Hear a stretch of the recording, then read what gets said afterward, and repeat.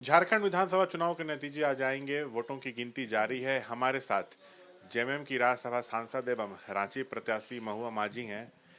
Counting जारी है। कांटे का मुकाबला देखने को मिल रहा है। ये भी होगा कि आगे चल के कभी एनडीए आगे होगा, कभी महागठबंधन आगे होगा।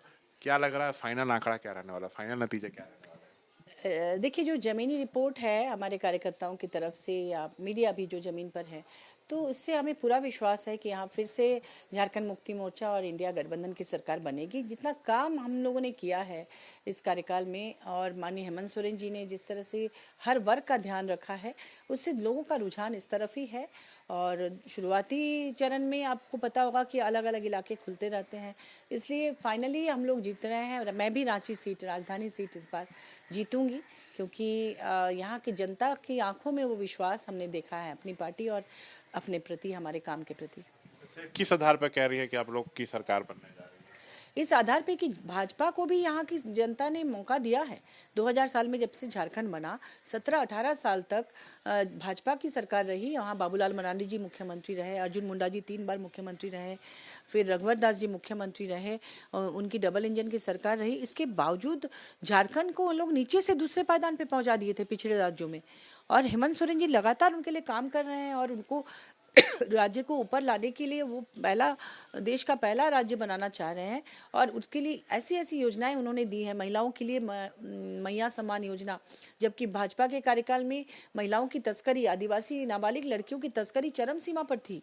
इन सबको रोक के, रेस्क्यू करा के, उन्हें वापस ला के, उन्हें फूलो झानो आशीर्वाद योजना, सावित्रीबाई फुले किशोरी समृद्धि योजना, मैया सम्मान योजना, तमाम तरह की योजनाएं देकर उनको यहाँ पर सम्मानजनक रोजगार से भी जोड़ रहे हैं, उनकी शिक्षा पर भी ध्यान देना है।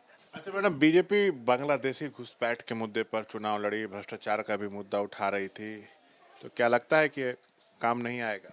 देखिए, ये सब ना हवाई बातें हैं। अगर घुसपैठ है तो एक तो घुसपैठ जब होता है किसी दूसरे कंट्री से, तो केंद्र की जिम्मेदारी है उन्हें रोकना। केंद्र विफल रही है, उन्हें रिजाइन करना चाहिए।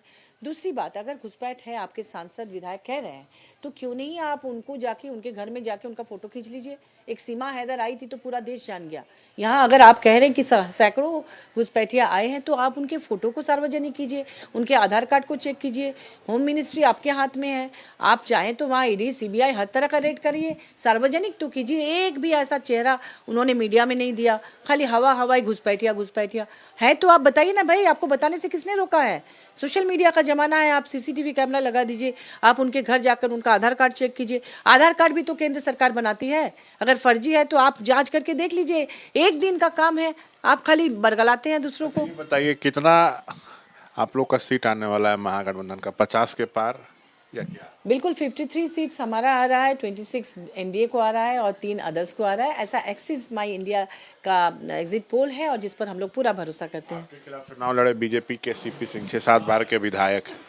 हाँ, 6 बार के वो विधायक रहे हैं, वो मंत्री भी थे, नगर विकास मंत्री थे, स्पीकर थे, लेकिन उन्होंने कोई काम ऐसा नहीं किया रांची के लिए, राजधानी के लिए, कि राजधानी लगे। लोगों को बड़े विजन वाला नेता चाहिए, उनके लिए काम करने वाला व्यक्ति चाहिए। इसके चलते जनता मुझे चुन रही है, क्योंकि मैं लगातार उनके बीच काम कर रही हूँ और उनकी आंखों में जो विश्वास दिखा है और जो सर्वे रिपोर्ट्स आए हैं, इसके आधार पर मुझे इंडिया गठबंधन ने और हमारी पार्टी ने यहाँ का कैंडिडेट चुना है। झारखंड में फिर से हेमंत दोबारा? बिल्कुल, हेमंत दोबारा। हेमंत जी के नेतृत्व में इंडिया महागठबंधन की सरकार बनेगी और मैं भी राजधानी में जीतकर यहाँ के लिए काम करूंगी। ये है बातचीत करते हुए महुआ माझी, दावा कर रही हैं कि शाम तक रुकिए, नतीजे हमारे पक्ष में रहेंगे, फिर से यहाँ पर हेमंत सोरेन की सरकार बनेगी, कह रही है महुआ माझी।